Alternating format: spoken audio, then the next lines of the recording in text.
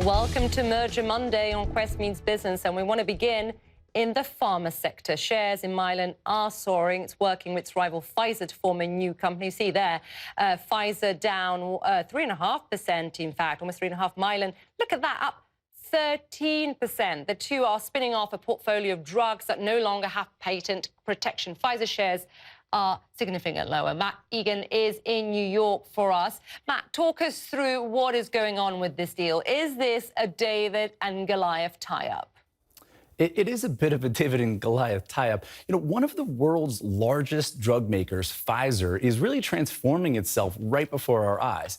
So late last year, Pfizer reached a deal to get rid of some of its consumer health drugs, including Tums and Advil. And then late last month, Pfizer actually went out and spent $11 billion to acquire Array Biopharma, which is a cancer treatment company. And now it is merging its off-patent business with Mylan's. And so what you're going to see is a combination of Mylan's EpiPen treatment with Pfizer's Lipitor and, of course, Viagra and some of the other well-known brands that they have. And so the deal is going to create this off-patent generic powerhouse, up to $20 billion in annual revenue. It's going to have a presence in more than 100 countries around the world.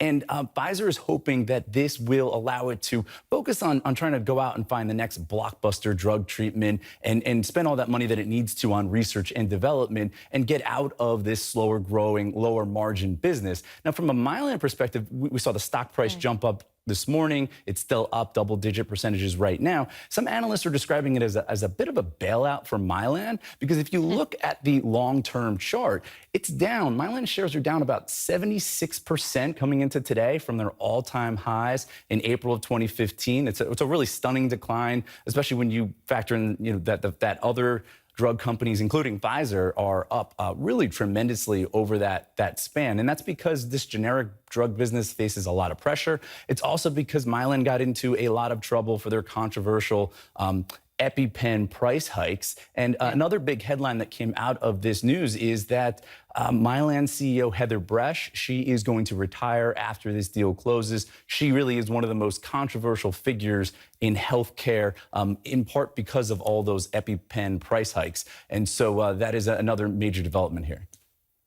Yeah, and I'm guessing perhaps that's helping the share price too. Matt, thank you very much.